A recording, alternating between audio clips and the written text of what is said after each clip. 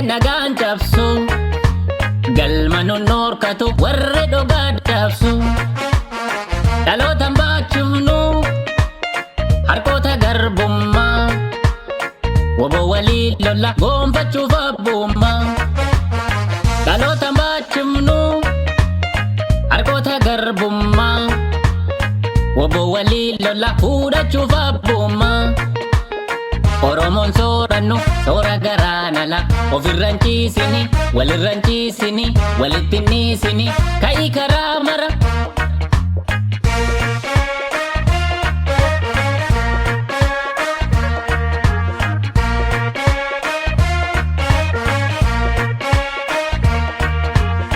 annuura kee gubbarra dhaabbate kana caaloo qawween galaafate shira uumee kutaansi mancaase Ayoota kee hidhaatti dachaase shira uumee kutaansi facaase Ayoota kee hidhaatti dachaase galtuun shiraan tate nun deebisoof duuba silmi nun soorattu saanyirraa moo huuba yoomuu sodaan qabnu nus baafachuuf guma wooboo walii lollaan abbaan biyyaas numa yoomuu sodaan qabnu nus baafachuuf guma Wooboo walii lolaan abbaan biyyaas numa kan malkaa booressu dhaliila qulqullu fira diinaaf michu nu waliin hin bullu qoreeraaree keessa abshaaltitti gamna faarsituu naftanya morma huunee qabna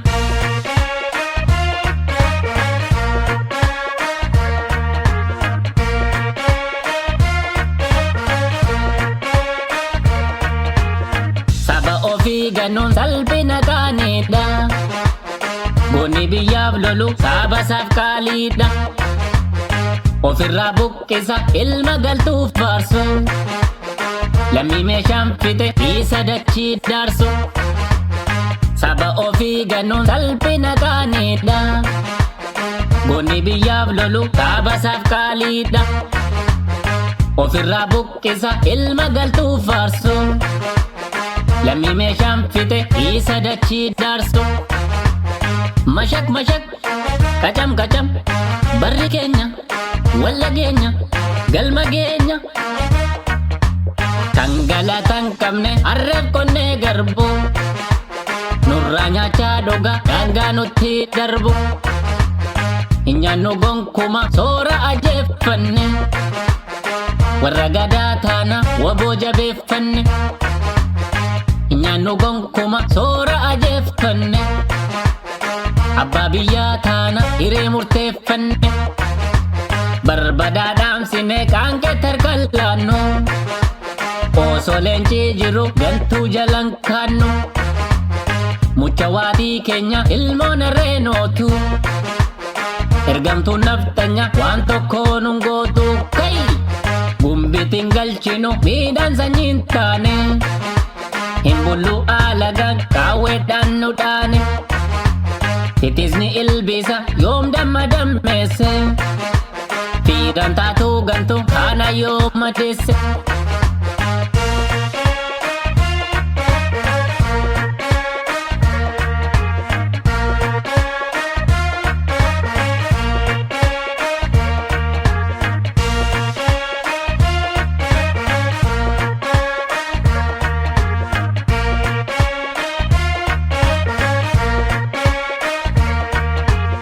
Sodaatangif biyyaarashi nu singannu barkilaashi qomoo hattu nama seene sareerratti galaafene sanyii gantu nama seene sareerratti dhadhaafene kan Mootii torbaffaa jedhee of dhaadhaatu akka tuffatame maaliif yaadatu kan maqaasaa malee fuulasaa wallaalee gurmuu afaan damma gaareexa walwaalle summiin summiidhuma haadhoftuun deebicha aangoon baraa gowwaa hidhaadhaaf reebicha yakkamaa fuudhanii muudama dabbaaluu abbaa dhugaaf dhugaa dhadhachaa nawaalu summiin summiidhuma haadhoftuun deebicha aangoon baraa gowwaa hidhaadhaaf reebicha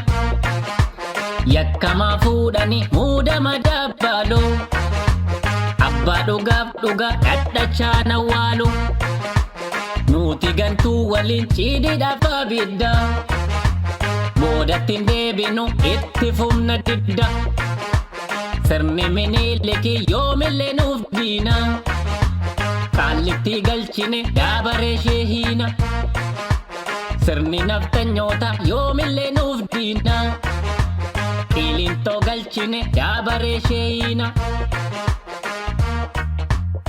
amma lubbuun jirru addunyaa kanarra waan oromoon jibbu hin taanu gaararra hin eeginaan nurra amma lubbuun jirru addunyaa kanarra waan oromoon jibbu hin taanu gaararra hin eeginaan nurra kayitolle.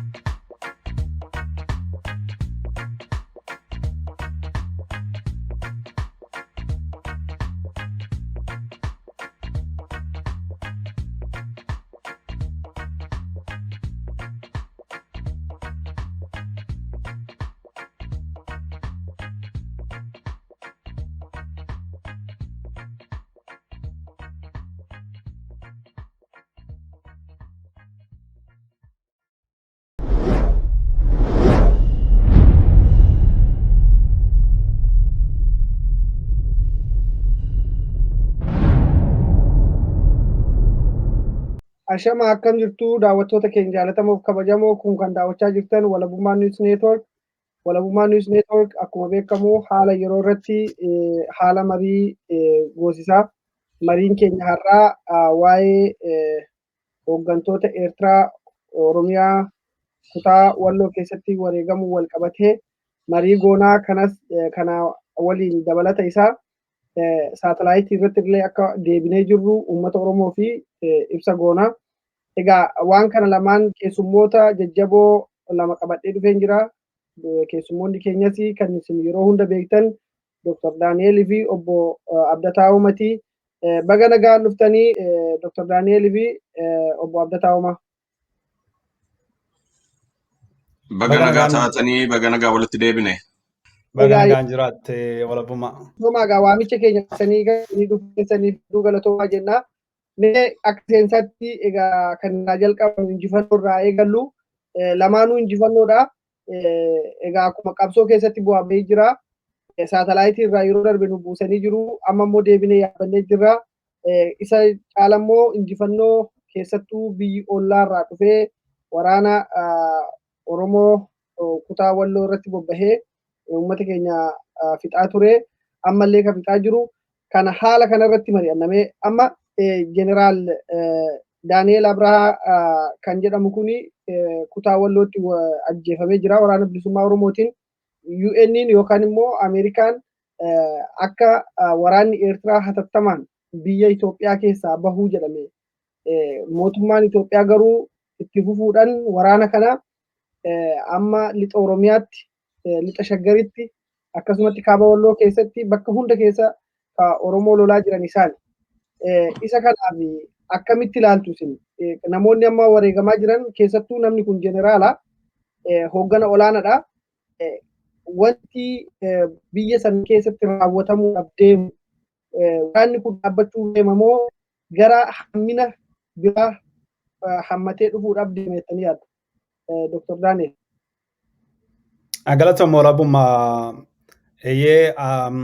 anis akkuma ati kaaste kunoo dhaga'een jira waraanni Eertiraa Oromiyaa keessatti Oromoo ajjeesuudhaaf kan bobbaafame injifannoo Obbootiin tarkaanfiin irratti fudhatamee ajjeefamee jiraachuusaa sooshaal miidiyaa kanarratti illee argaa jirra.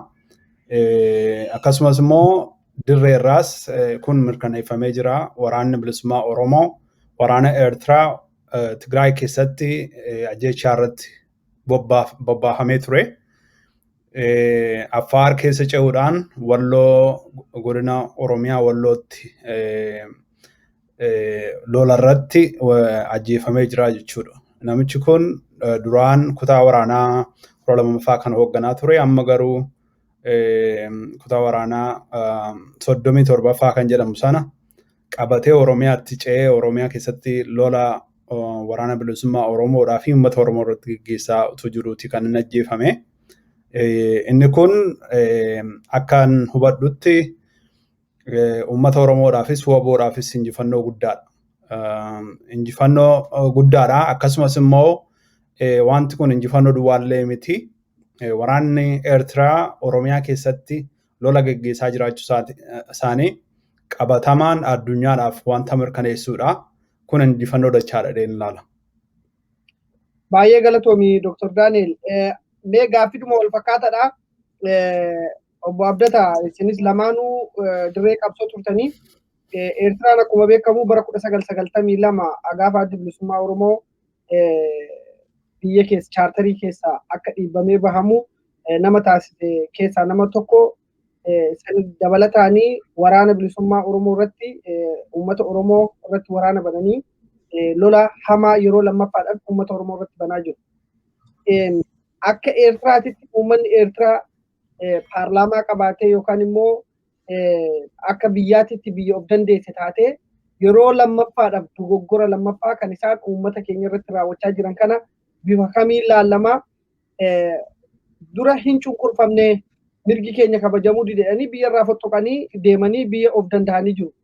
Rakkoon isaan amma gara Oromiyaatti isaan fide jiraachuu dadhabaniiti moo deebisanii uummata keenya gabroonfachuu barbaadaniiti? Galatoomii Walabummaa isa duraa akkuma injifannoo Obboo hundumti keessan irraa gammaddan illee irraa gammadeera. Injifannoo uummata Oromoo jechuu dandeenya. Dhugaa dubbachuudhaa fi mootummaan sobaan uumame sun ammas otuma sobuu waraanni Eertiraa gara biyya keenyaa hin seenne biyya keenya keessa hin jiru otoo jedhamu kunoo egaa hajajaan inni guddaan humna guddaa kana fuudhee deemu jeneraalli tokko ajjeefamu jechuun mee maal lola akkamii akka inni geggeeffamaa jiru ilaali. Kana bira darbee immoo bakkoota adda addaatti injifannoolee tatta'an keessatti garma dhiyaa Oromiyaa keessattuu karaa adda addaa jarri kun qabamaa fi wareegamaatti jiru warri Eertiraa irratti bobba'e kun jechuudha. Kana bira darbee immoo akkuma tu ibsuu yaalte diinummaa hundee waan qabnu nutti fakkaannee ture. Diinummaa hundee godhatanii jarri kun yeroo adda addaa nurratti deddeebi'anii miidhaa gurguddaa uummata Oromoo irratti geggeessaa jiru.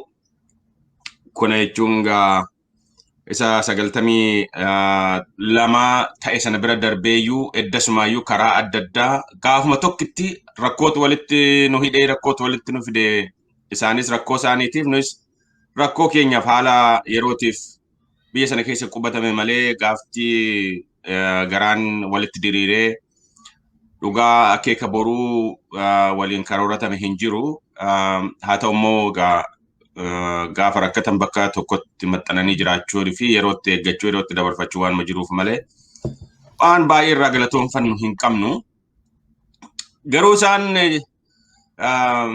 kan ennaa sanaallee dogoggora haa jennu waan jijjiirama biyyattii keessatti ta'eef haa jennu eddasii keessattuu bara kana keessa uummata Oromoo irratti saamichi isaan geggeessaa jiranii fi dararaan isaan geggeessaa jiran karoora isaan amma irratti baasaa jiran baay'ee kan nama ajaa'ibudha. Maaltu jibba hundee kana walitti nu fidee nama waan jechisiisudha. Kanaaf dhuguma jiraachuullee dadhabuun hin jira. Kanaaf waan adda addaa mi'a xixiqqaa kana saamuun karoora lafa keewwatan keessa yeroo tokkorraa informationii tokko argannee ture. Yoo xiqqaate haala amma jiru kana keessatti Eertiraan baajeta kan waggaa 10 ishii jiraachisu saamuu danda'uu qabdi. Waan jedhamutu karoorratame jecha. Maaliif biyyattiin dhuguma ekonomiin ishii du'aadhaa waan developmentiin adda addaan agarsiifamu namni kun biyyattii keessatti warrumti nugusa royal family illee sirna wayii qabu. Kun sirna kan mataasaa kan ofiisaatti ittiin bulchu qofaadha kan inni qabu. Namichi kun namichi Isaayyaas jedhamu pirezidaantiin isaanii kan barbaade mana hidhaatti naqee achi keessa waggaa edda gaafa aangootti ba'eeti namni inni gaafuma aangootti ba'u mana hidhaa keessa kaa'e amma ammaatti kan lubbuun jiru mana hidhaa keessa akka jirudha informationiin dhaga'amu. Kanarraa kanaaf isa kaan ajjeesuudha. Inni kaan immoo caccabee miidhamee miidhaa gurguddaan tokko irratti gaggeeffameetu biyyattii keessatti iyyuu lubbuudhaan achi jiraata. Isa akkasii kanatu jira. Kanarraa kan ka'e biyyattiin beela qabdii gadadama guddaatu biyyattii keessa jira. Nyaatanii garaa buufachuun hin jiru. Rakkoo gurguddoo qabu. Kanaaf gara saamichaatti bobba'an. Saamichi kun karaa adda addaa istiraatiijii adda addaa tolfatanii itti bobba'an. Amma yoo Finfinnee keessatti bakka mana hoteelaa ta'uu bakka sarviisiin adda addaa kennamu yoo informationii dhageenyu ijoolleen isaanii yaangiin kun hojii lama hojjetti. Tokkoffaa horii ittiin argatu biyya isaanii keessatti kan hin arganne. Lammaffaa immoo hojii basaasummaa ittiin hojjetu. Hoteelli hundumtuu isaantu guutee jira. Kana bira darbee bakki hojii adda addaa hojiin gurguddoo kan akka siviil aviyeeshinii fi maalii kun amma already kan isaan walii mallatteessanillee murteessantu jira. Nama 100 yoo Itoophiyaan dhiyeessite nama 100 immoo Eertiraatu dhiyeesseetu hojii kanallee akkasittiin qooddatanii already biyyatti adda adda qooddataa jiru jechuudha. Kanarraa kan ka'e maal gochuu barbaadu gaa warra abbaa biyyaati ani ofiin jedhu Oromoo fi kanneen biroo lafa sanarraa qulqulleessanii dadhabsiisanii itti abboomu saamicha achitti baran sana irratti geggeessuudhaaf jiru kanuma Tigraay irratti baran sana jechuu kooti. Oromiyaan saamamaa jirti yeroo darbe akkuma dhaga'ame biqiltuun bunaallee otoo nafiin guuramaati jira gara biyya sanaatti biyyoon isaas guuramaa jira ta'ee hin beeknu gaa waanuma akkasii kanatu jira. Kanaaf mootummichaaf salphina guddaa addunyaadhaaf immoo ifa guddaadha. Wanti sobamu sun dubbicha akka inni soba ta'e agarsiisa ajjechaan jeneraala kanaasi. Kanuma jedha asirratti gaabile walabummaa. Galatoomii Obboo Abdeta mee Dr Daniel ittiin deebi'a. Waraanni kun bifa kanaan itti fufee waraanni Eertiraa yeroo biyya kana keessa deemee lola kana banu diina addatu biyya irraa gargaarsa waammata immoo uummatuma irraa dhalatan uummatuma taaktii kaffalu uummatuma gibira gabbaree aangoorra isaan jiraachisaa jiru kana irratti waraana waamaa jiru. Waraana kana dhaabanii taa'anii mari'achuu maaliif dadhaban? Eertiraadha moo Oromiyaatu Itoophiyaatti aana? Kana akkamitti ilaalta Doktor? Waraanni Eertiraa irraa dhufee gaafa Oromiyaa yeroo ammaa kana keessatti waan tasumayyuu namni amanuullee nama waan heddu jechuudha. Garuu yeroo ajjeefamanii Engaddas Shawaa Lixaa keessattis waraqaa ragaa wajjiniin kan argamee maxxanfamee Facebook irra naanna'aa jiru jira jechuudha. Lammii Eertiraa ta'uusaa. Kanaaf Oromiyaadhaa fi Itoophiyaadhaa fi Oromiyaatu itti aana moo Itoophiyaatu itti aana jettanii yaaddu? Egaa walabummaa hundumti keessan illee akkasiin beektanii Oromiyaan walabummaatiif sochii qabsoo gochaatti jirra. Walabummaatiif gaafa jennu nutilleen biyya mataa keenyaa dhaabbannee biyya Oromiyaa jedhamtu dhaabbannee achi keessatti lammiin keenya darara tokko malee ajjechaa tokko malee mirgi isaanii sarbamuu tokko malee dhaaba barbaadan filatanii mootummaa barbaadan ijaarratanii akka isaan jiraachuu danda'anii fi qabsoo kanaaf qabsaa'aa jirraa jechuudha. Oromiyaan biyyattii sanaaf qabsoon uummata Oromoo warroota Habashaa sirna Habashaa hagaarraatti aangoorra turanii fi aangoorras kanarra jiran kanaa fi Oromiyaa hunda caalaa kan isaaniif sodaachistu Oromiyaadha, qabsoo Oromooti. Diinni kaleessa utuu Tigraayitti sadaasa keessa lola hin jalqabin nurratti lola waggaa meeqa ture? Waggaa 30 ol ture mootummaa kana jalatti. Mootummaa Abiin keessaa bahee jalatti waggaa 30 oliif Oromiyaa irratti lolatu ture jechuudha.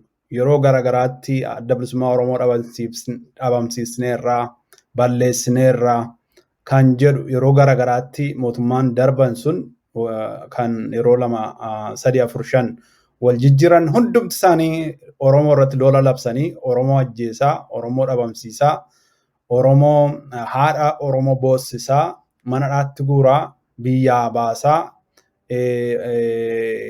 qabeenya isaa, mana isaa gubaa akkasitiin kan isaan wanni ta'an jechuudha. Akka Oromoon tokko abbaan qabeenyaa hin taane hiyyoomsaadha jechuudha kan har'a gahan jechuudha. Abiy Ahmed achi keessaa bahee ni beeka qabsoon Oromoo kun maal akka ta'e ni beeka. Qorqalbiin isaa qorqalbii Oromoo miti. Ilaalchi isaa ilaalcha Oromoo miti. Oromummaatti namanuu diina Oromooti jechuudha namichi kun. Gaafuma aangootti dhufee jedhu utuu namni qorqalbii Oromoo tokko qabu uummata bilisummaadhaaf walabummaatiif qabsaa'e sana gaaffii tarreessee gaaffii koo kana gaaffii mirgaa an gaafadhu kana kan jedhe qeerroof qarreen kan qabatanii bahanii ittiin falmaa turan sana namni wallaale hin jiru. Diinillee ni beeka. Abiy Ahmed utuu qorqalbii Oromoo qabaateeti, utuu saba Oromootiif naatoo tokko qabaateeti, Oromoo ajjeesuutti hin darbu, Oromoo hidhuutti hin darbu jechuudha. Gaaffii Oromoo sana 1, 2, 3 jedhee deebisuutti darba jechuudha. Abiy Ahmed garuu tokkoffaa nama dheebuu aangoo qabu, aangoorra turuudhaaf akkuma dheengadda keelloo miidiyaan baasee dhageessaniittu waggaa 10 dhufuu fi anumatu sin bulchaa waan barbaadetti ta'a malee anumatu sin bulchaa jedhamti. Kanuma dheebuun isaa dheebuu aangoo nugusa 7ffaa ta'uudhaaf jechuudha. Haati koo wanta haasaa ijoollee jechuudha. Haati koo nugusa kan ta'u ijoollummaa kootti natti himte gaafa waggaa 7 natti himte jedhe. Akkasitiin haasaa si galee. Nama qorqalbii nugusa ta'uudhaa fi aatsee keessa seenee wanni lakkaawwatee ani mootii 7ffaan taha akka aatseetti jedhee akkasitiin of lakkaa'eeti. Sanaan qorqalbii sanaan aangoo kanatti dhufe jechuudha. Namni Oromiyaatiif na'u nama warra isa gara fuulduraatti fide sana Lammaa Magarsaa fa'aa warra daandii saaqeef sanatti kabaja laataa fi ulfina laataa fi iddoo laataaf ture. Garuu Lammaa Magarsaa waggaa lamallee wajjin turuu hin dandeenye. Waggaa tokkollee waan kabajaan ture natti hin fakkaatu. Fuudhee gaafa gara fuulduraa dhufee jedhu Lammaa Magarsaa isa gara fuulduraatti isa fidelleen aangoollee fuudhee isaaf dabarse utoo kara kan biraa yaannatu jedhee wanni ta'uu danda'u. Nama akkasitiin isa fidelleen Xaayibaa Haasanfaan isaan kanalleen fuudhee ari'ee keessaa jechuudha. Warra isa gargaaran illee Oromoo sababa ta'aniif nama naatoo hin qabnedha namichi kun jechuudha. Oromoo bal'aadhaaf immoo Oromoo guutummaadhaaf immoo qorqalbii Oromummaa nama qabuu miti. Nama qorqalbii abashummaa qabudha. Jalqabuma gaafa dhaqee miseensa dhaabbilee Adduwaawayii yookaanis immoo EPRDF ta'uudhaaf gaafa dhaqee gaafate jedhanii naannoo warra kana maaraa deemee warra Biyaadeen gaafatee jedhan. Isaan isa dinnaan dhufee gara OPDO seenee kan jedhamu. Seenaan isaanii akkasitiin ibsa jechuudha. Namicha kanaadha jechuudha. Namichi kun maaliifiti waraana Eertiraa waamee Oromiyaa irratti bobbaasaa? Oromiyaa moo Eertiraatti dhiyaata gaafa jette gaafattu? Namichi wanni miti beektaa sanaan akkasitti illee nama yaaduu miti nama qorqalbiitti uummata kana keessaan dhaladhe uummata kana keessatti guddadhe jedhee akkasittiin nama yaaduu miti. Abbaa Oromootu rakkatee na guddise kan jedhee nama yaaduu miti jechuudha. Nama qorqalbii akkasii qabu miti. Nama dhiiga dhangalaasee aangoorra turuu barbaadu. Nama manadhaa keessatti namoota nagaa namoota mirga saba Oromootiif qabsaa'an dararee ajjeesee ofiin aangoorra turuu barbaadudha jechuudha namni kun. Nama wanni seenaarraa hin baran. Muammar Gaddafi irraa kan hin baranne Muhammad al-Bashir kan mootummaa Egypt sana Hosni Mubarak irraa kan hin baranne namoota kan mootummaa Sudaan irraa kan hin baranne nama seenaa irraa barachuu hin dandeenye nama dhiiga namaa dhangalaaseen waggaa meeqa turuu danda'adha akkasitti yaadu mercenary kan jedhan bitamtuu alaati warra Eertiraa dhaqee Isaayyaas wajjin walii galeeti lola warra Tigraay irratti uummata Tigraay irratti lola banee uummata Tigraayin har'a beelessaa jira jechuudha. Miliyoona meeqatti kan dhiyaatan har'a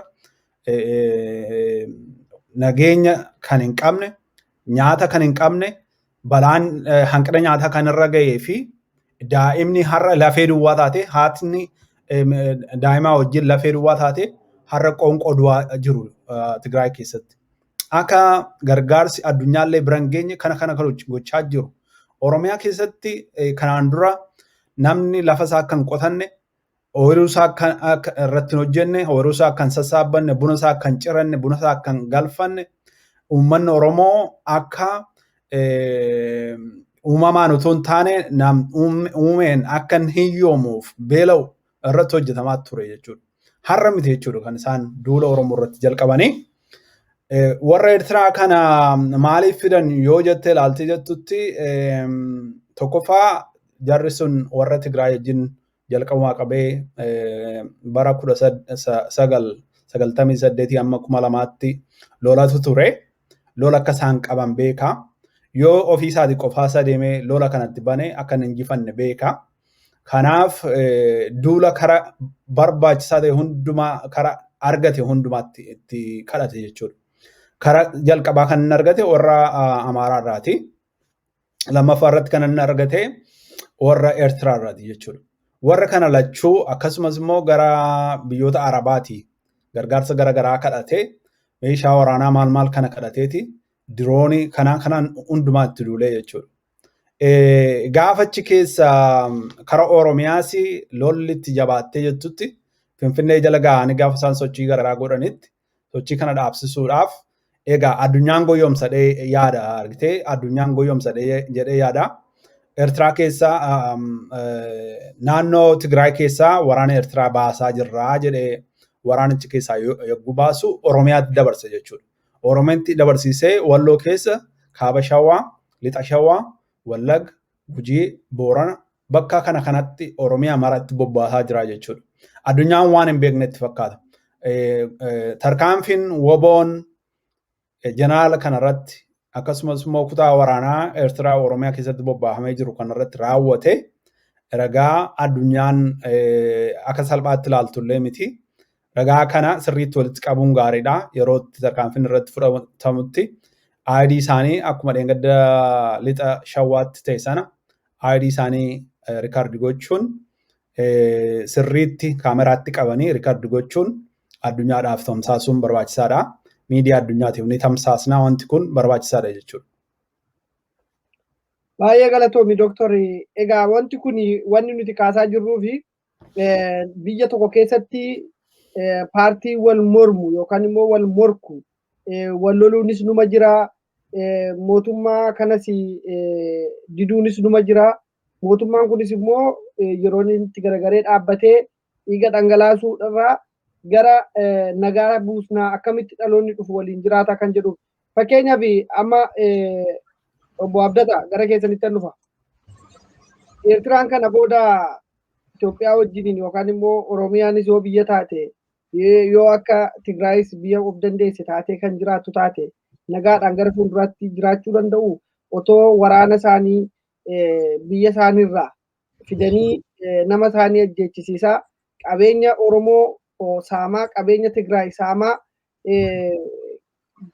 gara fuulduraatti gaafa uummanni har'a cunqurfamee har'a xiyyaaraa fi dirooniidhaan reebamaa jiru kuni yoo mirgi isaa kabajame yoo eenyummaa isaa ofiin of kabachiise nagaadhaan hin jiraatu jettanii yaaddu qabeenya saamame kanaaf itti gaafatamummaan qabanii. Walabummaa kun gaaffii hin qabu. Maaliif qabeenya abbaa tokkoo qabeenya biyya tokkoo saamanii akkuma barbaadanitti ittiin sooromanii jiraachuun hin danda'amu. Haalli yeroo jijjiirraan tokko tokko dhuferraa kan ka'e carraan kun banamee fi akka saaman ta'e malee waan addaa humna addaa ta'anii uummata kana saamaa jiraachuudhaaf akka hin danda'amne beekamaadhuma. Namni waan hojjete yakka hojjete akkatti gaafatamu eessattuu inaaf. Wanti hojjetamu kun yakka hojjetamu immoo akka biyyaatti hojjetamaa jira. Eertiraan akka biyyaatti jirti. Akka biyyaatti yakkatu hojjetamaa jira biyya keenya irratti.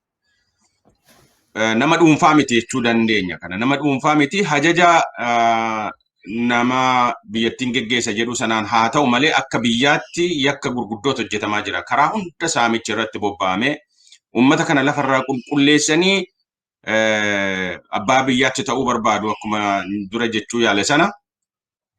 Egaa uumaatu nuu kenne kan keenya biyyattii biyya lalistuu gaarii waan taatee fi namuu quba isaatti qaba biyya keenya irratti.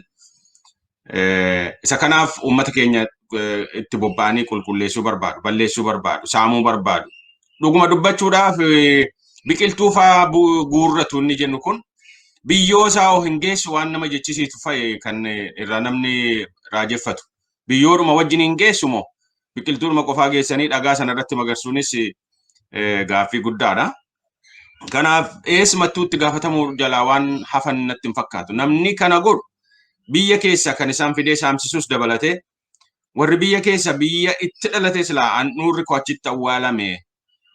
Ani saba kanarraan aladde yookaan immoo aadaa saba kanaa wajjin guddadhe saba kanan beeka jedhu warra kana saamaa uummata kana saamaa saamsisaa warri jiru kuni keessattuu gaaffii addaatti uummanni keenya illee qabaaf jedhee tanan yaada. Uummata keenya qofaa miti addunyumti kunu callisuuf hin jirtu waan mamma eegale kanatti itti fufuuf jira. Kun dhugaatti sirnaa ala gochaa kana dura warri waa koloneeffatan yookaan immoo warri aangoo jaalatan aangoodhaaf ija babaasan godhanii alatti kan warri kun gareen PP ofiin jedhee TPLF kana jalatti leenjifamee soba qofaadhaan guutamee sirna sobaa san ammallee uummatatti fidee himu. Isuma namni ijaan argu lakki kun sirrii miti akkas jedhanii bifa isaa gurraachaan adiidha jechuu warra kennaasaa qabudha. Itti guddatan waan ta'eef sobni kun isaaniif waan mul'atu isaanitti hin fakkaatu. Soba isaanii kana garuu nuyi warra biyya sana keessatti dhalatee biyya sana beeku sirna biyya sanaa beeku jara kanallee hundeedhaan isaan beeku dhiisiiti. Namnumti nama ta'ee haalli jiru maal fakkaata jedhee gamaagamuu danda'u hundumtuu soba isaanii irratti arga. Fagoo otoo hin deemiin isteejima tokko waltajjii tokkorra dhaabatanii waan meeqa sobanii bu'u.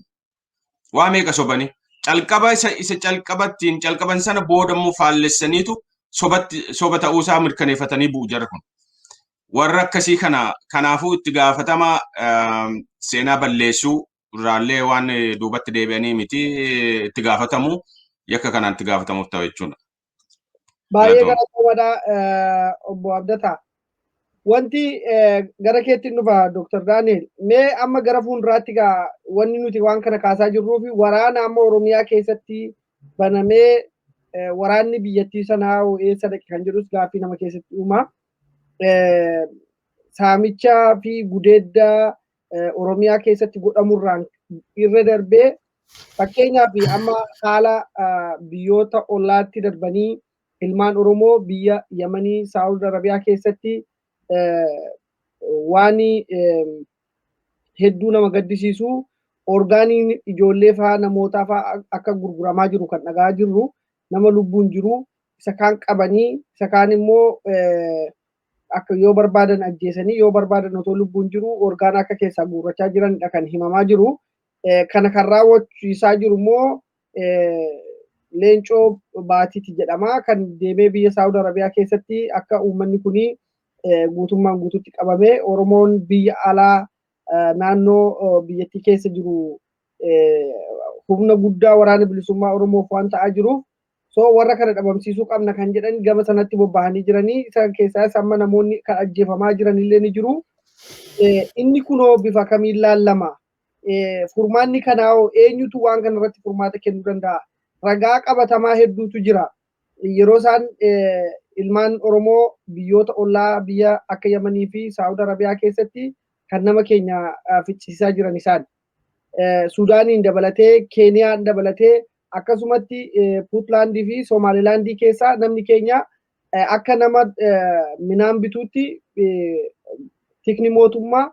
tika mootummaa sana kaffalee sa'aatii barbaadetti oofee keessaa deemaa jira. Inni kuni namni tokko eeggii baqatee biyya isaatii bahee biyya ollaa keessatti baqattummaa gaafatee gariin immoo ofitti hirkannoodhaan jiraachaa jiru keessatti rakkoo akkasiitu uumamaa jira. Diyaaspooraan Oromoo kanarratti maal gochuu qabaa? Akka warri mirga dhala namaatii dhaabbatan kan biyya keessa jiru akkuma argaa jirtanidha. Yeroo hedduu bahaa jira ibsi baay'een. Isa kana furmaanni isaa maalidha? Gama EUtiin akkasumatti immoo gara mootummaa gamtoomaniitiin gabaasaan gabaafame jira. Yoo immoo hin gabaafamne akkamittiin gabaafamuuf deemattanii yaaddu? Walabummaa karaa kologaltoota Oromoo bakka garaagaraa jiran ilaalchisee hojiin garaagaraa dhaabbilee Oromoo civic organization warra ta'an warra akka OGF faa Oromiyaa Global Forum akkasumas immoo dhaabbileen mirga dhala namaatiif falman kanumti Yaman faa naannoo sana kan jiranii carraaqqii garaagaraa gochaa jiru keessumaa uummata keenya naannoo Yaman sanaa keessatti ajjeefame faa ilaalchisee warri ajjechaa sana raawwate akka itti gaafatamanii fi sochiin garaagaraa adeemsifamaa jira. Wanti kun amma caasaasaa ijaaranii achirratti hojjechuutu hojjetamaa jira. Gara fuulduraatti wanti kun warri wanni kana geggeessan akka itti gaafatamaniif carraaqqiin godhamaa jechuudha. Wanta kana UNHCR akkasumas immoo warra IOM fayyin ni hojjetama. Sun karaa Yemen fa'aa kan jirudha jechuudha. Saawud Arabiyaa keessatti rakkoon wal fakkaataan akka jiru quba qabna. Waan kanarratti hawaasni Oromoo ittuma daballee isa kan Yemen wajjin wal cina deemsisuudhaan irratti nu hojjenna. Garuu waa'ee leencoo baatii gaafa kaastee dubbatte jettu namni tokko karaakteriin isaa kan itti yoonni taatu gaafuma dhaqee ala kanaati deebi'ee mootummaa uummata Oromoo ajjeesaa turetti dabalatan warroon akka leencoo baatii fa'aa kun dhaqanii dabalatan warra akka leencoo latafaan warri leenca ofiin jechaa turanii amma sareeyyuu hanqatanii dhaqanii diina uummata Oromoo irraa kosii ta'anii waan isaanitti darbatan nyaachaa argachaa uummata Oromoo irratti duulaa jiru. Kaleessa gaafa lixa Wallaggaa fa'itti lixa Oromiyaa irraa mootummaan teeleedhaa fi intarneeta kutee uummata dukkana keessa kaa'ee uummata maasiisaa keessatti maal keessatti fixaa ture leencoo baatii soba jechaa ture. Wanta kana Aljaziiraa fa'a irratti ba'ee soba jechaa ture.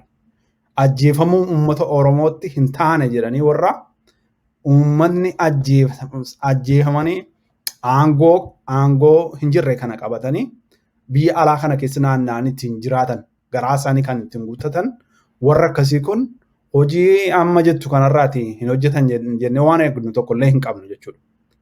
Qorqalbii isaanii gananii warra kaleessa maqaa uummata Oromootiin bakka garaagaraa deemaa turan qabsaa'uuf fakkeessanii har'a galni garuu diina saba Oromoo utuu sammuun isaanii beeku utuu beekanii uummata Oromoo gurguraniiti uummata Oromoo rakkoo keessatti qabaa jiru jechuudha.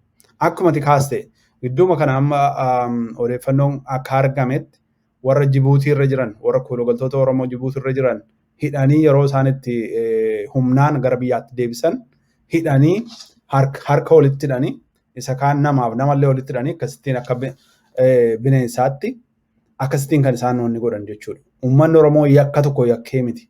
Mirga isaa gaafate, mirga Oromummaa gaafate, mirga sababi gaafate duwwaaf yakkameeti akka horiitti yookaan akka bineensaatti walitti hidhamee akkasittiin wanni ta'aa dararamaa jira jechuudha. Kanati Saawud Arabiyaa keessatti amma orgaanillee keessaa baafachuutti gahan jettu kun baay'ee waan qalbii nama tuquudha. Obboloonni keenya obbolowwan keenya durbaa rakkoon kun irra ga'u baay'ee nama gaddisiisa. Akka Oromootti akka hawaasa Oromoo biyya alaatti kan irratti ni hojjetama. Wanta kana informationii waliif laachuun barbaachisaadha. Informationii gaafa jiraate jedhutti bakka waan kana irratti hojjechuu danda'an yeroo garagaraatti ni gaafannaa jechuudha.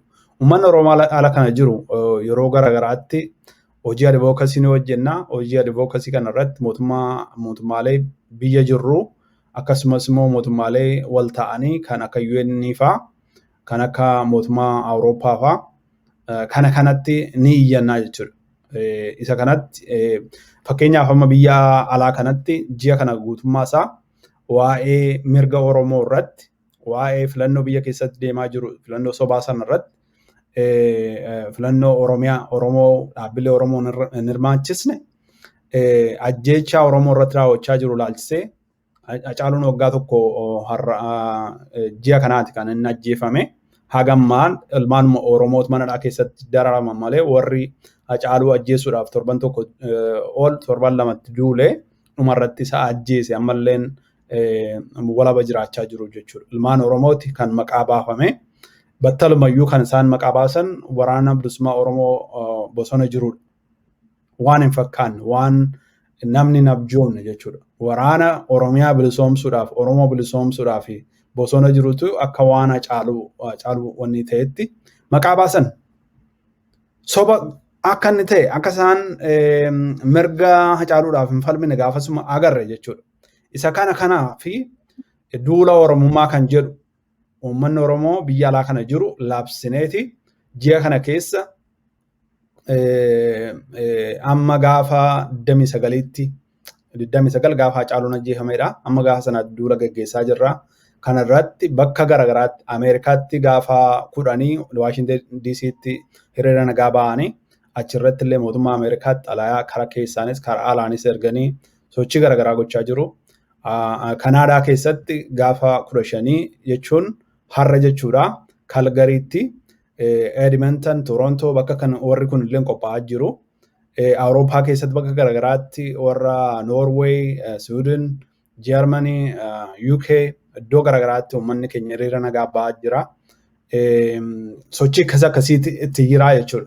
Sochiin kun hundumti isaayyuu wanta cumulative ta'e tokko wanta dhiibbaan godhamu karaa kanaan godhamu sochii Oromoo sochii bilisummaadhaaf godhamu sochii mirga Oromoo akka addunyaanis mootummaan Itoophiyaas kabaju kan godhamu sana keessatti walitti wanni jechuudha. Walitti dhufeeti dhiibbaan kun jijjiirama fida abdii jedhu ni qabna. Waraanni bilisummaa Oromoo karaa isaa dhaabbileen siyaasaa adda bilisummaa Oromoof KFO'n sochii gochaa jiraniin karaa isaanii karaa uummataan immoo sochiin uummanni ala jiru kun godhu hundumtuu walitti gumaa'ee jijjiirama fiduu mala abdii jedhu ni qabna. Waan baay'ee hojjechuun nurraa eegama. Keessumaa uummanni Oromoo waan baay'ee hojjechuun nurraa eegama. Rakkoon guddaan uummata keenya irra gahaa jira alattis keessattis. Garuu rakkoon keenya kun addunyaa dhukkubsee addunyaa kulkulfachiisee akka isaan nu bira dhaabbatan hin godhin jira. Isa kanaaf uummanni Oromoo jabeessinee isa kanarratti hojjechuu qabna jechuudha.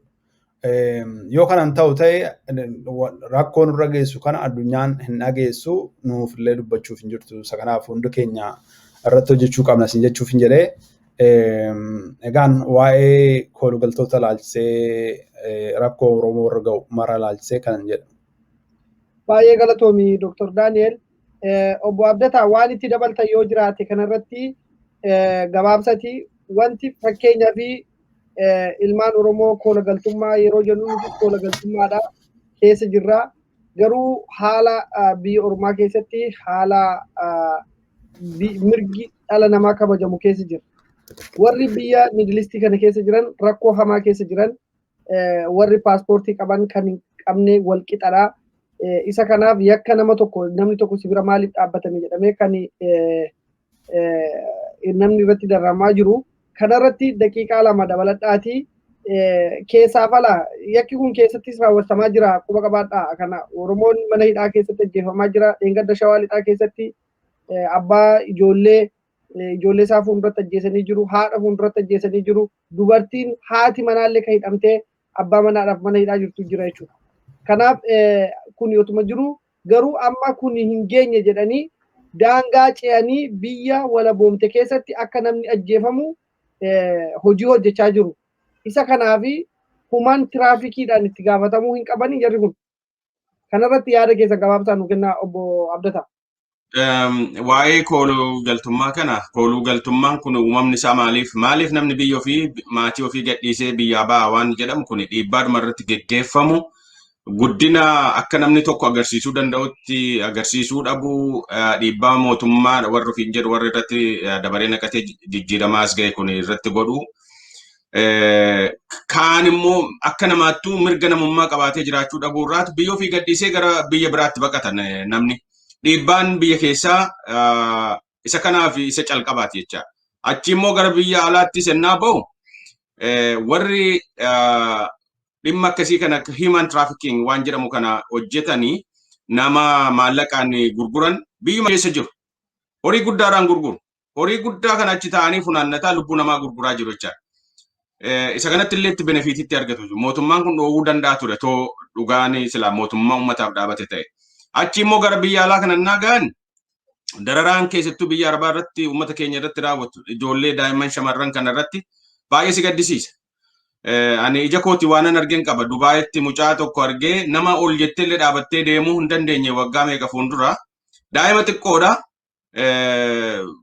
Waan nama saalfachiisu jechuma isaatiifuu baadiyyaa keessatti bakka hoolota tiksanitti geessanii achi kaa'anii achi mucaa kana hiriyoota isaa fudhatee namicha abbaan hoolota sanaa jechaadha. Hiriyoota fudhatee dhaqee mucaa kanatti taphatu hin gudeedu achitti jechaadha.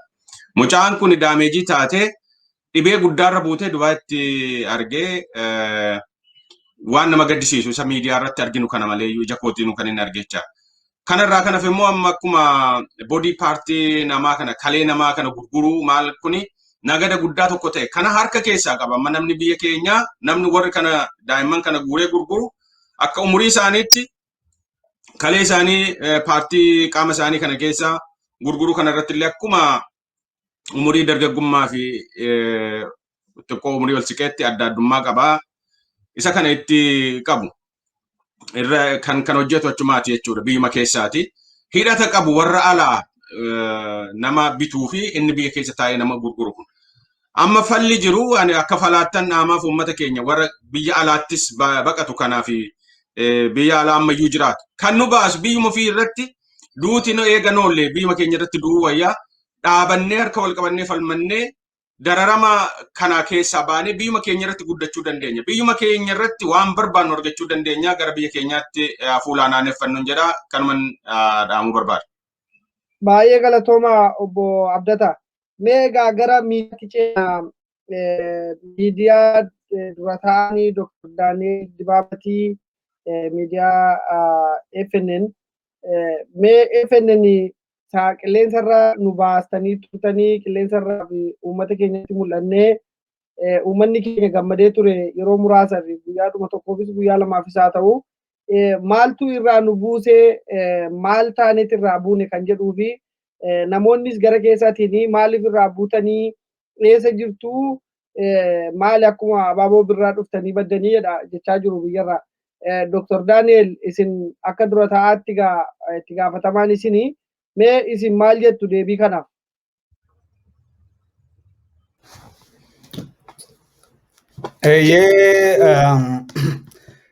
Giddugaleessa caamsaa ji'a caamsaa gara caamsaa 21 irraatti qabnee kontraata NSS 12 kan jedhu SES wanni company jedhamu isaan irraati NSS 12 kuni isaanii wajjin indirectly wanni gooneeti kontraata goonee tamsaasa jalqabne dhumarra garuu wanti nuti wanne NSS 12 kun mootummaan Itoophiyaa irra caalaa maamila isaanii kan ta'ee fi tamsaasa isaa karachi dabarsaa jiraachuu isaatii fi akkasumas immoo dhiibbaa guddaa isaan irratti qabaachuudha kan nuti hubanne. Kaampanii kan biraan kan giddu galee hojjetu ni jira, reseller kan jedhamu. Riiseeleroonni kun warra jilmaadhaan fudhatanii saatalaayitii kana gatii tokko tokkoon gurguranidha. Isaan nuuf kan nuuf kenne isaan immoo haala wanni kontentii gatii saansur gochuu barbaaduuf yookaan immoo sensor gochuu barbaaduuf mootummaan Itoophiyaa nuti karaa sanaanii broadcasting license karaa achii fudhachuu hin barbaanne. Yoo ati sana kan gootullee ta'ee biyya keessatti caasaa ijaaruutu sirra jira. Caasaa ati ijaartu sana yoo kontentiin kee waan isaan barbaadaniin ala bahee jedhetti waan mirgaa waan odeeffannoo kana irratti yoo kontentii isaan siif kaa'an keessa ala baatee fi yeroo barbaadanitti uummata keenya hidhu miseensota keenya ni hidhu. Sanaaf jecha broadcasting license sana fudhachuu hin barbaanne jalqabumarraa qabnee warra riiseeleroota sana wajjiniin mari'annee kanatti himneeti jechuudha kan wanni irra baanee. Garuu SES kan jedhu sun akka nuuf himetti mootummaan Ethiopian Broadcasting Authority kan jedhamu SES sanaaf bisuudhaan miidiyaan kun yoo broadcasting license isaanii hin fidan ta'ee fi amma qilleensarraa buusaa kan jedhu ajajatti dabarsanii jechuudha. Akkuma jirutti kan miidiyaan mootummaa NSS 12 yookaan immoo Ethiosaat kan jedhan kanarra jira jechuudha. Nuti dhannee miidiyaan keenya achi gidduu gale jalqaba hubannoolee hin qabnu wanti kun Ethiosaat jedhamuusaa. Ala kanaa NSS 12 jedhanii waamu. Garuu biyyarraati Ethiosaat jedhanii satellite geolocation 57 sanarratti akkuma jirutti kan miidiyaa mootummaa miidiyaa habashootaa kan achumatti naannessanii kan keenya gaadhaqee achi gidduu gaafa galee jedhutti uummanni kallattiidhumaan argee diinnis firris ilaalaa ture jechuudha. Isaanumtiyyuu gabaasaa turan. Isaanumtiyyuu miidiyaan tokko siniif dabalameera FNN jedhanii gabaasaa turanii. Gaafa nuti test broadcastii jalqabne caamsaa ja'a qabee taamsaa waliif dabarsaa turan jechuudha. Booddee gaafanni miidiyaa keenya ta'uu isaa hubatan kontentiin isaa kan keenya ta'uu kan Oromoo ta'uu kan mirga Oromootiif falmu ta'uu isaa gaafa hubatanii jiranii kan dhaabbilee Oromoo ta'uu isaa gaafa hubatanii akka inni bu'uuf duula nurratti godhameen mootummaan Itoophiyaa kallattiidhumaan gaafatee akkas nu buusan godhee jechuudha. Haala kanaan qilleensarraa deebisanii nu buusanii gaafa namoota keessaan illee warra wanni kana gaafannuun inni argitu miidiyaa keenya kana FNN inni argitu inni gaafa gaafannu osoon kan wanniiti kan siyaasaati jedhanii akkasitti haasa'u. Tamsaasni keenya tamsaasa siyaasaati jedhanii akkasitti haasa'u. Haala kanaan kan keessumaa ilaalcha dhaabbilee Oromoo kan akka adda bilisummaa Oromoo fa'aa qaba. Kan ilaalcha waraana bilisummaa Oromoo qaba jechuudhaan kan siyaasaati jechuudhaan akka nuti qilleensarra hin turre nu godhanii. Haala kanaan dafnee battala deebi'uudhaaf carraaqii garaagaraa goonee karaa Utelsaatiin carraaqii kana goonee isaanilleen nu didanii isaanilleen hariiroo mootummaa wajjin akka isaan qaban hubanne qilleensarra nu baasuu didan jechuudha yeroo dheeraadhaaf. Haala kanaan amma sanallee furanneeti uummata Oromoodhaaf misraachoo kan nuti himuu barbaannu guyyaa boriitii qabee FNN miidiyaaleen kurnanuu FNN jala jiran toora qophii isaanii akkuma gaafa jalqabne sanatti qilleensarratti karaa Arabsaatii isiniif deebisnee dhufaa jirra. Miidiyaaleen karaa mormitootaa kan biraanillee karuma sanaan ni darbu. Uummanni Oromoo karaa sanaan eeggadhaa jennaan. Karaa kana fuuldura miidiyaa saatalaayitii Arabsaayitii kanarratti OMN faallee dabarsaa ture. Namoonni ni beeku. Ammallee gaafa gaafannu ni argama. Chaanaloonni kumaatamatti lakkaa'aman kan irra jiranidha. Hedduun kan irra jiranidha. BBC'n France 24 warroonni kun kan irra jiranidha. Chaanalii baay'ee saatalaayit neebarhuudii baay'ee gaariidha. jechuudha. Karaa ittiin dhufaa jirra. Baay'ee galatoomi dooktarri. Egaa mee Obboo Abdataa isin koreedhaa achi keessatti isinis yaada keessan itti dabalaati gaaffii dhumaa isin gaafadheetiin sa'aatiin keenya waan duratti dhumaa jiruuf yoo gabaasanii Abdataani PR keenyaadha beektaa? Kanaaf mee Obboo Abdataa na dhageessu? Nan dhagaa. Mee yaada keessan itti dabalaa mee isinillee? Egaa Dr Daniel waan jedhamuu qabu baay'ee isaarraa jedheeraan wanti dabalullee waan xiqqoo ta'a. Dhugaa akka eegametti silaa uummanni keenya irraa gammadee daangaara daangaatti waan kanarraa gammachuusaa nutti babarreessaa ture nu ibsaa ture. Guyyaa gabaabaa keessatti achi qilleensarraa nu buusanii deebinee immoo karaa kana dhufne jechuudha amma.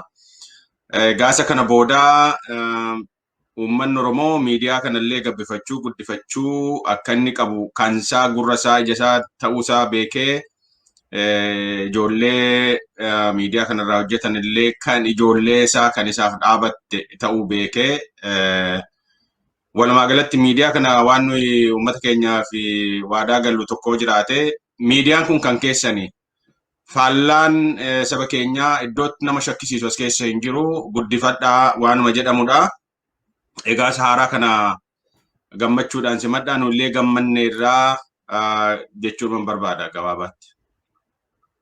Baay'ee galatooma. Egaa gara Dr Danielitti deebi'aa. Dr Daniel gabaabsatiin haa deebisaa. Mee Finfinnee News Network yeroo jennu egaa maqaa kanallee maaliif filattanii kan jedhan ni jira gaaffii hedduutu gara keessatiin dhufe namoota hedduurraa dhufe. Kanaaf akkasumatti immoo FNN maaliin gargaaramaa jira? Eenyutu isa gargaaraa jira? Akkamitti namni ispoonsara ta'ee fi yookaan immoo dhaabbileen siyaasaa kamii kan jedhani dhaabbilee siyaasaa jedha dhaabbilee qabeenyaa abbootii qabeenyaa jechuu kiyya. Kanarratti fandiin garamirraa argama? Maaliin gara fuulduraatti deemuu dandeessu? Moo akkanumatti yeroo gabaabaa ammas baatanii kufuudhaaf deemtu kan jedhanis yaada dhufee jira. Isa kanaafi dinagdeen FNN maalirratti hundaa'a kan jedhu irratti yaada keessan nu ibsaati gaaffii biraatti dabala. Galatoom hedduu galatoom gaaffii bareedaa na gaafatte. Uummanni Oromoo waan nuti beekuu qabnu miidiyaan kun alagaan akka miidiyaa keessaniitti miidiyaa keessan isa jalqabaatti ilaala. Sababii kanaaf jechuudha utuu nuti irraan bulin utuu yeroo dheeraan bulin kan isaan irraan darbatanii jechuudha. Quuqama qabanii amma fakkeenyaaf isinitti agarsiisuu danda'a haasaa kaampanoota saatalaayitii kana kireessanii wajjin haasofne keessumaa namichi SES irra jiru miidiyaa poolitikaa gati ta'ee fi mootummaan miidiyaa kana akka hin tamsaasne cufeera jedhe. Miidiyaan keenya utuu nuti dhannee yeroo dheeraallee hin turin nu hordofaa jira jechuudha miidiyaa mootummaan kun jechuudha. Waan nuti tamsaasnu ni argu, waan isin hojjettan ni argu. Isa kanaafi miidiyaan kun hojii cimaa hojjechaa jiraachuusaa sirriitti ni beeku jechuudha. Soba mootummaa kanaa aangoodhaaf jedhanii nama ajjeesaa jiraachuu isaanii kana mul'isuu keessatti gaheen miidiyaan keenya gochaa jiru kun mootummaa kanaaf mataa bu'aa gatii ta'eef dafanii riyaaktitti godhan jechuudha wanta kana. Dafaniitti utuu nuti uummata keenya keessa gallee uummata keenya wajjin sirriitti karaa saatalaayitii waliin barin dafanii jechuudha. Dafaniitti kan isaan achirraa nu darbanii kun jechuun sodaa qaban irraati jechuudha. Nuti ergasii kan nuti deebine haamlee cimaadhaan waadaa keenya haaressinee miidiyaa kana akka inni deebi'ee gad hin buunetti jabeessinee itti fufnee sagalee uummata Oromoo taanaa, sagalee dhaabbilee Oromoo taanaa, sagalee hooggantoota Oromoo manadhaa keessatti dararamaa jiran Jaal Daawud Ibsaa dabalatee, Jawaar Maarfaa dabalatee ilmaan Oromoo manadhaa keessatti dararamaa jiranii ni taanaa. Sagalee gammachuu ayyaanaa faa, abdii faa, abdii raggaasaa faa, lammii beenyaa faa ni taanaa jenneeti. Kan nuti dhaabne egaan uummanni Oromoo miidiyaan kun miidiyaa keessan miidiyaa kiyya miti miidiyaa nam tokkoo miti miidiyaa guruupii tokkoo miti miidiyaan kun miidiyaa mirga Oromootiif falmuudha Miidiyaan kun miidiyaa keessan. Miidiyaan keessan kun mootummaan duula irratti labsee jira. Duula irratti banee jira. Akka nuti qilleensa irra hin baane, akka tamsaasni keenya biyya hin geenye, uummata Oromoo hin geenye duula nurratti baneera. Egaan kun qaama qabsoo keenyaa gochuu qabna. Miidiyaa ittiin sagalee keenya dhageessisnu, ittiin uummata keenya barsiisnu, ittiin uummata keenya kakaasnu, qabsootti isa kakaasnu, goonee itti fayyadamuun nurra jira. Kanaaf uummanni Oromoo miidiyaa keessan kana bira dhaabbadhaa, tikfadhaa, jabeessaa, gumaachaa akka inni qilleensarraa hin buune godhaa jennaan. Bor Oromiyaan gaafa walaboomte miidiyaan kun miidiyaa cimaa tokko ta'ee kan dhaabbatu abjuu kiyyaa. Kanaaf immoo kun qabeenya Oromooti jechuudha. Qabeenya nama tokkoo miti, qabeenya Oromooti jechuudha. Akkamiitiin fandi godhamaa yookaanis immoo akkamiin baasii isaa barbaachisu baafama isa jedhu irratti gargaarsa uummata Oromootiin iddoo biraatiillee gargaarsi nuti qabnu hin jiru. Gargaarsa uummata Oromooti. Gumaacha uummanni Oromoo nuuf godhudha jechuudha. Kanaaf uummanni Oromoo yeroo garagaraatti fundraisingii nu godha. Amma fakkeenyaaf gaafa adoolessa 3tti saganteeffannee jirra. Sa'aatii DC'tti 3 irraa qabee amma sa'aatii 8tti adoolessa 3 saganteeffannee jirra. Gaafa sanarratti uummanni Oromoo argamee kallattiidhumaan karaa zuumii argamee kallattiidhumaan gaafa sana nuu kennuu danda'a. GoFundillee deebisnee gaafa sana activate ni goona. Karaa sana nuu kennuu danda'a. Akkaawuntii keenyatti himna karaa sana nuu kennuu danda'u. Gumaachi isaan nuuf godhan saatalaayitii kanaaf kan oolu akkasumas immoo miidiyaa keenya kwaalitiidhaan akka inni dabalaa deemu akkasumas immoo hojii hojjetamuu qaban hedduu irratti baasii goonaa jechuudha. Kanaaf eenyuun abdannee gara miidiyaatti baane yoo jedhame uummata Oromoo abdanneeti. Uummata Oromoo biyya alaa jiru Awurooppaa, Ameerikaa, Kaanadaa, Austraaliyaa, Middle East keessa jiru, Afrikaa bakka garaagaraa keessa jiru, biyya keessa kan jiru akka isaan nu gargaaran, akka isaan nu bira dhaabbatanii fi miidiyaan kun miidiyaa kootii jedhanii akka isaan itti amananii miidiyaa kana fandi godhanii fi nu jabeessan waliin dhaabbannee akka Oromootti miidiyaan keenya kun kan diinni irratti bobba'e akka qilleensarraa hin buune gochuu qabna jechuudha. Baay'ee galatoomi Dr. Daniel. Obboo Abdeta itti dabalamee yaada keessan.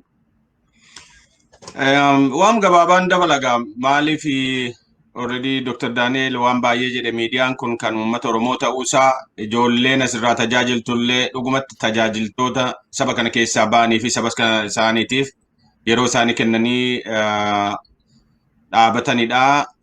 Kanaafuu uummanni egaa kan kooti jedhe ijoollee isaatu isa tajaajiluudhaaf gurra isaa ija isaa ta'uudhaaf miidiyaa kana gurmeessee asitti isaaniif dhiyeessaa jira, uummataaf dhiyeessaa jira.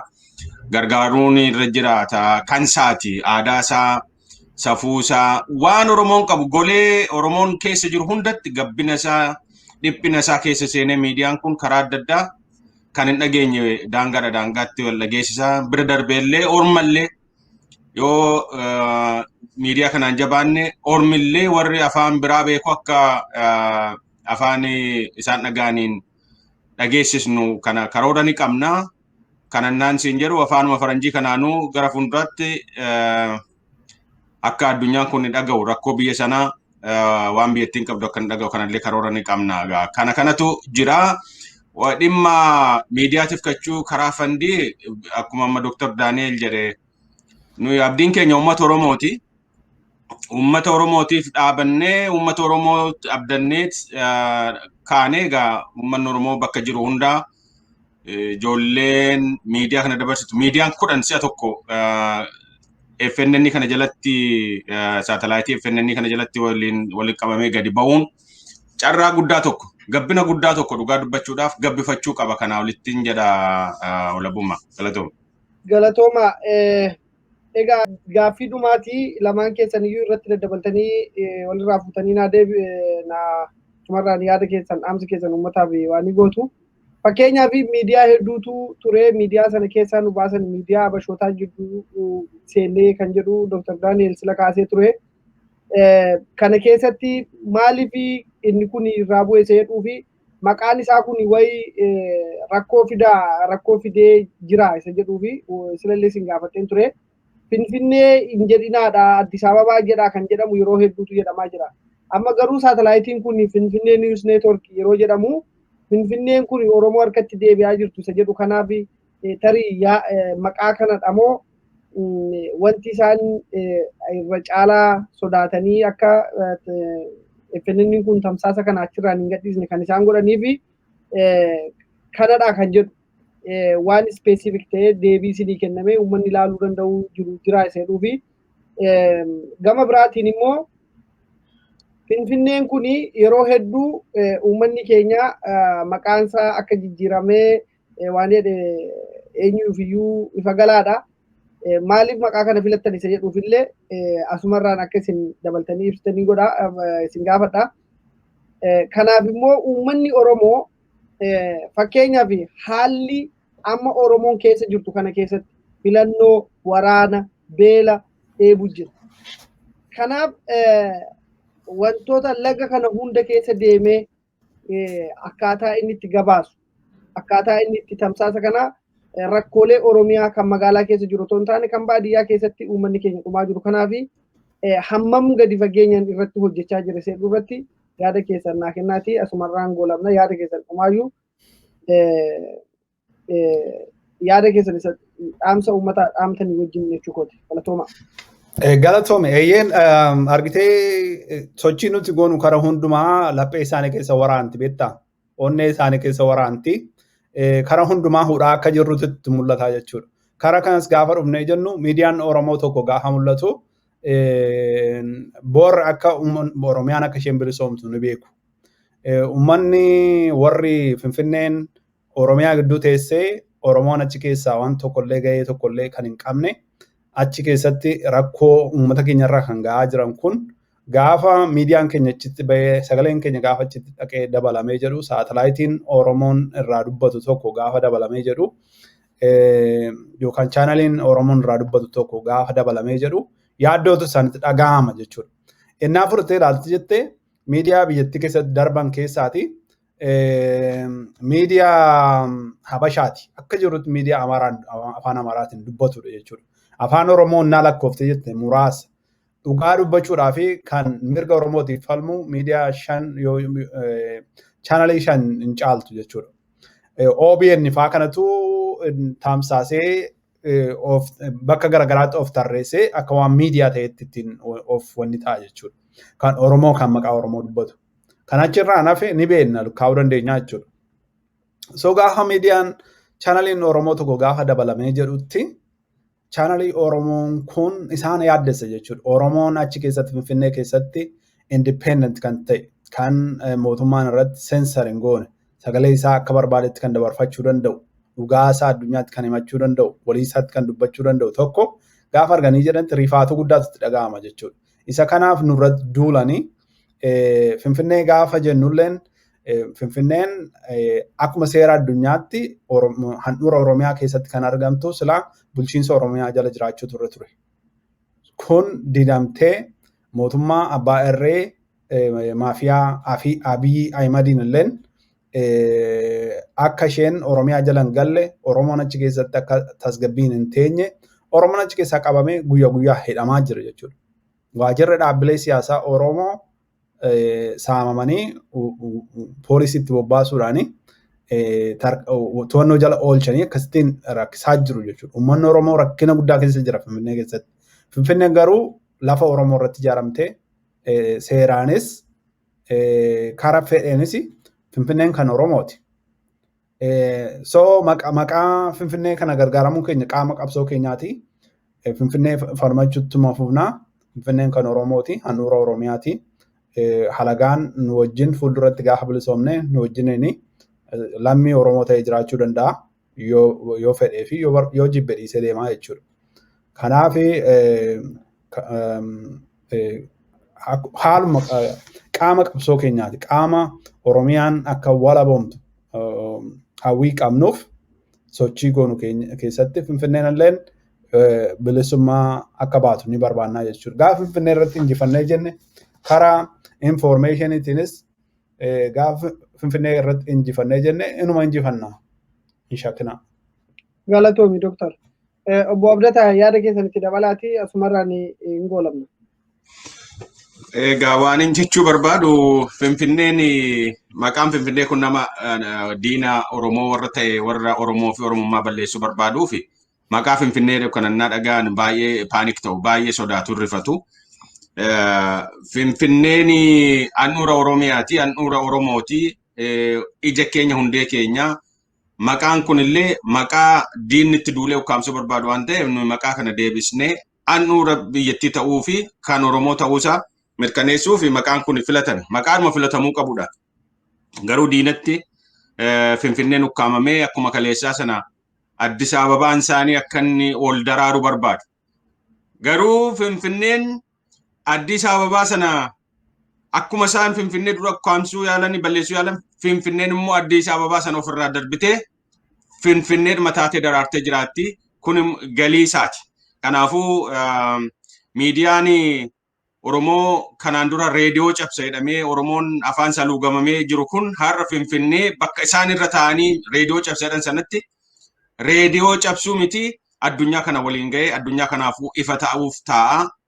Kanuma itti himuu barbaanna diina keenyatti. Finfinneen takkaa baduu hin danda'u. Amma Oromoon lafarra jirutti amma ilmaan Oromoo lafarra jiranitti Finfinneen Finfinneedhuma kan fidaniitti laxxafan yookaan itti dhooban sanatu irraa buqqa'ee bada malee Finfinneen Finfinneedhuma isa kana uummanni Oromoollee abdachuu qabaa galiin keenya iddoo sana jechuudha. Galatoome ani asumarratti fixadha. Ani yaada dhumaa kanan jedhee fitachuu barbaadu Oromiyaa keessatti kan filannu yookaan dirree qabsoo jira, bosona jira, kaan manadhaatti guuramee manadhaa keessatti dararamaa jira. Filannoon Oromiyaa keessatti deemtu hin jirtu. Filannoo jettanii diina ofirratti hin filinaa ittiin jedhani. Oromiyaa keessatti adda bilisummaa Oromoo kan miliyoona 5 oliin Finfinnee keessatti bara 2018 kan simatame har'a akka jirutti hoogganni sun hundi manadhaatti guuramee manadhaa keessatti dararamaa jira. Hooggansa muummee Jaal Daawud Ibsaa dabalatee house arrest godhanii nam tokkollee akka mana isaa hin seenne akka mana isaatii hin baane kan jedhu akkasitiin dararaa jiranii. Amnesty International illeen har'a gabaasa baaseen yookaanis immoo statementii baaseenii yaadda'uu isaati kan inni mul'ise. Hoogganti adda bilisummaa Oromoo Jaal Daawud Ibsaa house arrest ta'anii nyaata argachuu isaanii nagaan isaanii maalirra akka jirullee yaadda'uu isaati kan inni ta'e. Uummanni Oromoo filannoon keenya adda bilisummaa Oromooti filannoon keenya woboodha. Kanaan ala filannoo kan biraa hin qabnu filannoo tokkotti hin hirmaatinaa filannoo warri kun keessa hin jirretti hin hirmaatinaa jedhanii asumaan galatooma. Baay'ee galatoomadha hundi keessaniyyuu egaa waan walabummaa niwusnee waamicha walabummaa niwusnee kabajanii dhuftanii fi hedduu ulfaataan isiniin jedha. Hanga sagantaa biraatiin walitti deebinutti yeroo gaarii qabaadhaan isiniin jedha. Ulfaadhaa galatooma. Daawwattoota keenya jaalatamuu kan daawwachaa turtan walabummaa niwus neetworkii. Egaa walabummaa niwus neetwork akkuma beektan haala yeroo irratti marii goonee asumarraanis Finfinnee niwus neetwork akkaataa qilleensa irratti deebi'uu isaatii fi Finfinneen kun rakkina guddaa akka inni nafxanyoota biratti qabu uummanni Oromoos kana hubatee miidiyaan kun Finfinneen kun saatalaayitii irratti yoo ol ba'e maqaan kun yoo galbeeffame rakkoo guddaa fida jedhanii waan yaadaniif miidiyaa kana akka inni ol hin baane baay'ee cunqursaa hamaatu irratti gaggeeffamaa jira. Kana xiqqeeffatanii akka bira dhaabbattan dhaamsa walabummaa niwus neetwork hundi keessanuu galatoomaan isiniin jedha. Dr Daniel yeroo gaarii qabaadha. Karaa Arabsaat nu eegaa nu jedhin hawaasaan. Galatoomaa. Galatooma.